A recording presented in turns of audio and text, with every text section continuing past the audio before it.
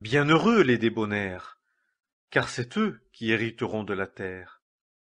Bienheureux ceux qui ont faim et soif de la justice, car c'est eux qui seront rassasiés. Bienheureux les miséricordieux, car c'est à eux que miséricorde sera faite. Bienheureux ceux qui sont purs de cœur, car c'est eux qui verront Dieu. Bienheureux ceux qui procurent la paix, car c'est eux qui seront appelés fils de Dieu. Vous avez ouï qu'il a été dit, tu ne commettras pas adultère. Mais moi je vous dis que quiconque regarde une femme pour la convoiter a déjà commis adultère avec elle dans son cœur. Mais si ton œil droit est pour toi une occasion de chute, arrache-le et jette-le loin de toi. Car il est avantageux pour toi qu'un de tes membres périsse, et que tout ton corps ne soit pas jeté dans la géhenne. Et si ta main droite est pour toi une occasion de chute, coupe-la, et jette-la loin de toi. Car il est avantageux pour toi qu'un de tes membres périsse, et que tout ton corps ne soit pas jeté dans la géhenne. Vous avez ouï qu'il a été dit, œil pour œil, et dent pour dent. Mais moi je vous dis, ne résistez pas au mal, mais si quelqu'un te frappe sur la joue droite, présente-lui aussi l'autre. Et à celui qui veut plaider contre toi et t'ôter ta tunique, laisse-lui encore le manteau. Et si quelqu'un veut te contraindre de faire 1 000, vas-en 2 avec lui. Donne à qui te demande, et ne te détourne pas de qui veut emprunter de toi. Vous avez ouï qu'il a été dit, tu aimeras ton prochain et tu haïras ton ennemi. Mais moi je vous dis, aimez vos ennemis. Bénissez ceux qui vous maudissent. Faites du bien à ceux qui vous haïssent. Et priez pour ceux qui vous font du tort et vous persécutent, en sorte que vous soyez les fils de votre Père qui est dans les cieux. Car il fait lever son soleil sur les méchants et sur les bons, et envoie sa pluie sur les justes et sur les injustes.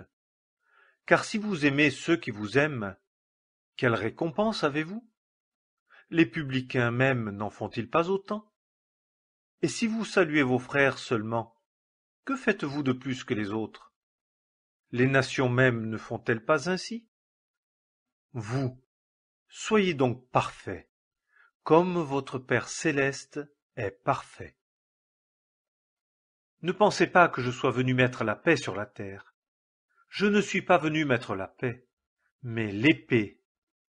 Car je suis venu jeter la division entre un homme et son père, entre la fille et sa mère, entre la belle-fille et sa belle-mère. Et les ennemis d'un homme seront les gens de sa maison. Celui qui aime père ou mère plus que moi n'est pas digne de moi. Et celui qui aime fils ou fille plus que moi n'est pas digne de moi. Et celui qui ne prend pas sa croix et ne vient pas après moi n'est pas digne de moi. Celui qui aura trouvé sa vie la perdra, et celui qui aura perdu sa vie pour l'amour de moi la trouvera. Et quiconque est une occasion de chute pour un de ces petits qui croient en moi, il serait avantageux pour lui qu'on lui eût pendu au cou une meule d'âne, et qu'il eût été noyé dans les profondeurs de la mer.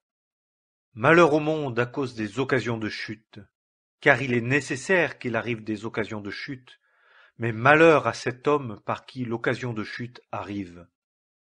Et si ta main ou ton pied est pour toi une occasion de chute, coupe-les et jette-les loin de toi. Il vaut mieux pour toi d'entrer dans la vie boiteux ou estropié, que d'avoir 2 mains ou 2 pieds et d'être jeté dans le feu éternel.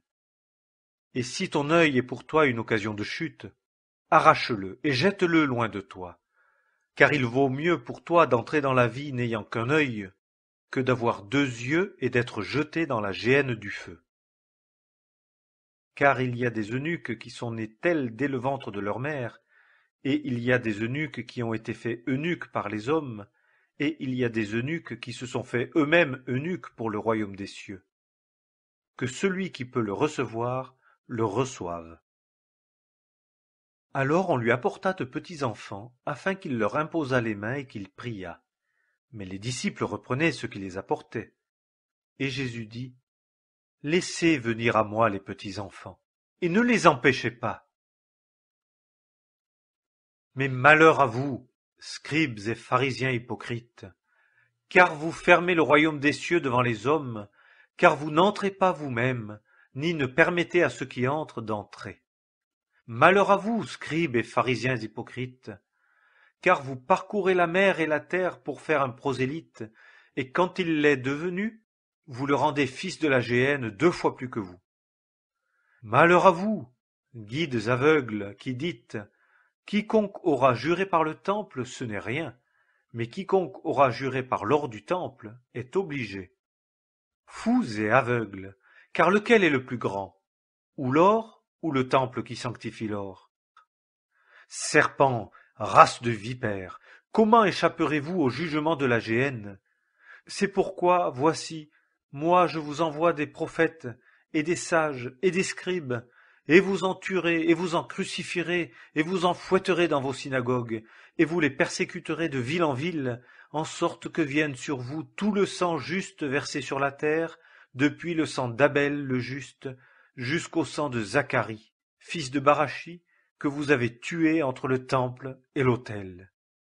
En vérité, je vous dis, toutes ces choses viendront sur cette génération. Si l'un de ceux qui étaient avec Jésus, étendant la main, tira son épée, et frappant l'esclave du souverain sacrificateur, lui emporta l'oreille. Alors Jésus lui dit, « Remets ton épée en son lieu, car tous ceux qui auront pris l'épée périront par l'épée. Penses-tu que je ne puisse pas maintenant prier mon Père, et il me fournira plus de 12 légions d'anges? Comment donc seraient accomplies les Écritures qui disent qu'il faut qu'il en arrive ainsi? » Et le gouverneur dit, « Mais quel mal a-t-il fait ?» Et il s'écriait encore plus fort, disant, « Qu'il soit crucifié !» Et Pilate, voyant qu'il ne gagnait rien, mais que plutôt il s'élevait un tumulte, prit de l'eau, et se lava les mains devant la foule, disant, « Je suis innocent du sang de ce juste. Vous, vous y aviserez. » Et tout le peuple répondant dit, « Que son sang soit sur nous et sur nos enfants. » Le maître dit à l'esclave, « Va-t'en dans les chemins et le long des haies, et contrains les gens d'entrer, afin que ma maison soit remplie. Car je vous dis qu'aucun de ces hommes qui ont été conviés ne goûtera de mon souper. » Et de grandes foules allaient avec lui. Et se tournant, il leur dit, « Si quelqu'un vient à moi et ne hait pas son père, et sa mère, et sa femme, et ses enfants, et ses frères, et ses sœurs, et même aussi sa propre vie, il ne peut être mon disciple. Et quiconque ne porte pas sa croix et ne vient pas après moi, ne peut être mon disciple. Car je vous dis qu'à quiconque a, il sera donné, et à celui qui n'a pas, cela même qu'il a lui sera ôté. Mais ceux-là, mes ennemis, qui n'ont pas voulu que je régnasse sur eux, amenez-les ici, et tuez-les devant moi. » Et ayant dit ces choses, il allait devant eux, montant à Jérusalem. Et quand vous verrez Jérusalem environnée d'armées, sachez alors que sa désolation est proche. Alors que ceux qui sont en Judée s'enfuient dans les montagnes, et que ceux qui sont au milieu de Jérusalem s'en retirent, et que ceux qui sont dans les campagnes n'entrent pas en elles, car ce sont là des jours de vengeance, afin que toutes les choses qui sont écrites soient accomplies. Mais malheur à celles qui sont enceintes et à celles qui allaitent en ces jours-là, car il y aura une grande détresse sur le pays, et de la colère contre ce peuple. Et ils tomberont sous le tranchant de l'épée, et seront menés captifs parmi toutes les nations, et Jérusalem sera foulée aux pieds par les nations, jusqu'à ce que les temps des nations soient accomplis. Et la Pâque des Juifs était proche, et Jésus monta à Jérusalem. Et il trouva dans le temple les vendeurs de bœufs et de brebis et de colombes, et les changeurs qui y étaient assis. Et ayant fait un fouet de cordes, il les chassa tous hors du temple, et les brebis et les bœufs, et il répandit la monnaie des changeurs, et renversa les tables. Et il dit à ceux qui vendaient les colombes, « Ôtez ces choses d'ici. Ne faites pas de la maison de mon père une maison de trafic. » Mais un homme nommé Ananias, avec Saphira, sa femme, vendit une possession et, de connivence avec sa femme, mit de côté une partie du prix et, en apportant une partie, la mit aux pieds des apôtres. Mais Pierre dit, Ananias, pourquoi Satan a-t-il rempli ton cœur que tu aies menti à l'Esprit Saint et que tu aies mis de côté une partie du prix de la terre? Si elle fût restée non vendue, ne te demeurait-elle pas? Et vendue, n'était-elle pas en ton pouvoir? Comment t'es-tu proposé cette action dans ton cœur? Tu n'as pas menti aux hommes, mais à Dieu. Et Ananias, entendant ces paroles, tomba et expira. Et une grande crainte s'empara de tous ceux qui entendirent ces choses. Et les jeunes hommes, se levant, le couvrirent, et l'ayant emporté dehors, l'ensevelirent. Et il arriva, environ 3 heures après, que sa femme, ne sachant pas ce qui était arrivé, entra. Et Pierre lui répondit, « Dis-moi, avez-vous donné le champ pour tant ?» Et elle dit, « Oui, pour tant. » Et Pierre lui dit, « Comment êtes-vous convenus entre vous de tenter l'Esprit du Seigneur? Voici, les pieds de ceux qui ont enseveli ton mari sont à la porte, et ils t'emporteront aussi. » Et à l'instant, elle tomba à ses pieds et expira. Et les jeunes hommes, entrant, la trouvèrent morte, et ils l'emportèrent dehors et l'ensevelirent auprès de son mari. Et une grande crainte s'empara de toute l'assemblée et de tous ceux qui entendaient parler de ces choses. Or Simon, voyant que l'Esprit Saint était donné par l'imposition des mains des apôtres, leur offrit de l'argent, disant, « Donnez-moi aussi ce pouvoir, afin que tous ceux à qui j'imposerai les mains reçoivent l'Esprit Saint. » Mais Pierre lui dit, « Que ton argent périsse avec toi, parce que tu as pensé acquérir avec de l'argent le don de Dieu. Tu n'as ni part ni portion dans cette affaire, car ton cœur n'est pas droit devant Dieu. Repens-toi donc de cette méchanceté, et supplie le Seigneur afin que, si faire se peut, la pensée de ton cœur te soit pardonnée. Car je vois que tu es dans un fiel d'amertume et dans un lien d'iniquité. » Et Simon répondant dit, « Vous, suppliez le Seigneur pour moi, en sorte que rien ne vienne sur moi de ce dont vous avez parlé. » Élimas, le magicien, car c'est ainsi que son nom s'interprète, leur résistait, cherchant à détourner le proconsul de la foi. Et Saul, qui est aussi appelé Paul, étant rempli de l'Esprit Saint, fixant ses yeux sur lui, dit, « Ô homme plein de toute fraude et de toute méchanceté, fils du diable, ennemi de toute justice, ne cesseras-tu pas de pervertir les voies droites du Seigneur? Et maintenant, voici la main du Seigneur est sur toi, et tu seras aveugle, sans voir le soleil pour un temps. » Et à l'instant, une obscurité et des ténèbres tombèrent sur lui, et se tournant de tous côtés, il cherchait quelqu'un qui le conduisît par la main. Au reste, mes frères, fortifiez-vous dans le Seigneur et dans la puissance de sa force, revêtez-vous de l'armure complète de Dieu, afin que vous puissiez tenir ferme contre les artifices du diable. Car notre lutte n'est pas contre le sang et la chair, mais contre les principautés, contre les autorités, contre les dominateurs de ces ténèbres, contre la puissance spirituelle de méchanceté qui est dans les lieux célestes. C'est pourquoi prenez l'armure complète de Dieu, afin que, au mauvais jour, vous puissiez résister et, après avoir tout surmonté, tenir ferme. Tenez donc ferme, ayant ceint vos reins de la vérité, et ayant revêtu la cuirasse de la justice, et ayant chaussé vos pieds de la préparation de l'évangile de paix. Par-dessus tout, prenant le bouclier de la foi, par lequel vous pourrez éteindre les dards enflammés du méchant. Prenez aussi le casque du salut, et l'épée de l'Esprit, qui est la parole de Dieu.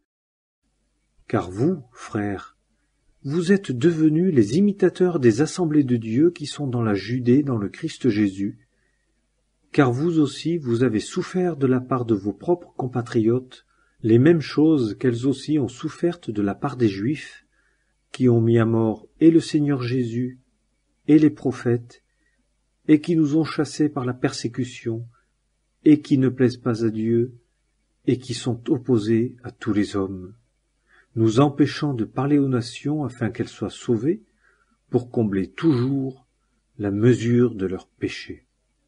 Mais la colère est venue sur eux au dernier terme. Et que dirais-je davantage? Car le temps me manquera si je discours de Gédéon, de Barak et de Samson et de Jephthé, de David et de Samuel et des prophètes, qui, par la foi, subjuguèrent des royaumes, accomplirent la justice, obtinrent les choses promises, fermèrent la gueule des lions, éteignirent la force du feu, échappèrent aux tranchants de l'épée, de faibles qu'ils étaient furent rendus vigoureux, devinrent forts dans la bataille, firent ployer les armées des étrangers.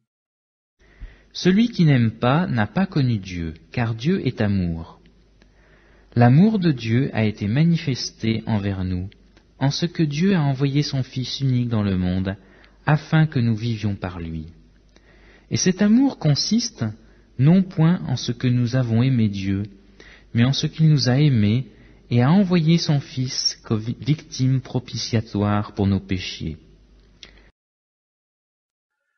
Je connais ta tribulation et ta pauvreté, mais tu es riche. Et l'outrage de ceux qui se disent être juifs, et ils ne le sont pas, mais ils sont la synagogue de Satan. Et il y eut un combat dans le ciel. Michel et ses anges combattaient contre le dragon. Et le dragon combattait, et ses anges, et il ne fut pas le plus fort, et leur place ne fut plus trouvée dans le ciel. Et le grand dragon fut précipité, le serpent ancien, celui qui est appelé Diable et Satan, celui qui séduit la terre habitée tout entière. Il fut précipité sur la terre, et ses anges furent précipités avec lui. Et je vis le ciel ouvert, et voici un cheval blanc, et celui qui est assis dessus appelé fidèle et véritable. Et il juge et combat en justice, et ses yeux sont une flamme de feu, et sur sa tête il y a plusieurs diadèmes, et il porte un nom écrit que nul ne connaît que lui seul. Et il est vêtu d'un vêtement teint dans le sang, et son nom s'appelle la parole de Dieu. Et les armées qui sont dans le ciel le suivaient sur des chevaux blancs, vêtus de fin lin, blanc et pur. Et une épée aiguë à 2 tranchants sort de sa bouche, afin qu'il en frappe les nations.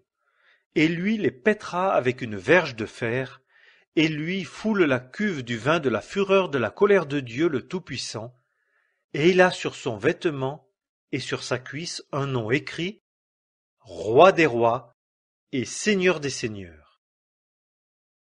Et je vis un ange se tenant dans le soleil, et il cria à haute voix, disant à tous les oiseaux qui volent par le milieu du ciel, Venez, assemblez-vous au grand souper de Dieu, afin que vous mangiez la chair des rois, et la chair des chiliarques, et la chair des puissants, et la chair des chevaux, et de ceux qui sont assis dessus, et la chair de tous, libres et esclaves, petits et grands.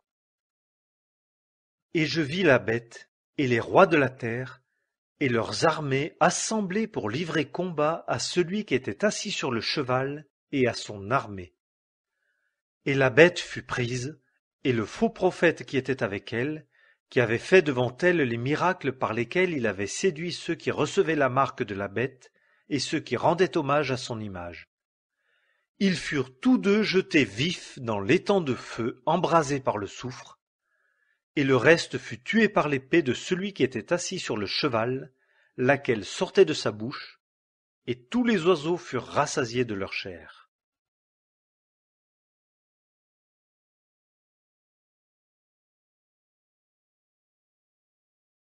Une question, monsieur Redeker. Cette phrase-là, historique, tuez-les tous, Dieu reconnaîtra les siens. Qui l'a prononcée? Mahomet ou Arnaud Amaury, légat du pape? Arnaud Amaury, c'est-à-dire au XIIIe siècle. Oui, dites-moi. Attendez, Dites-moi. les cathares se référaient à l'évangile c'est-à-dire à la racine, il pouvait se référer à la personne de Jésus contre Arnaud Amaury, chef cistercien. Hein, Pourtant, c'est bien possible que ça signifie justement quelque chose d'autre, quelque chose de beaucoup plus radical et surtout de beaucoup plus critique. À savoir qu'en réalité, cela signifie qu'il n'y a pas beaucoup de moments, qu'il n'y a pas beaucoup de lieux, qu'il n'y a pas beaucoup de situations dans l'histoire où les églises et ses membres se sont révélés fidèles à l'Évangile, et donc se sont révélés être d'authentiques chrétiens.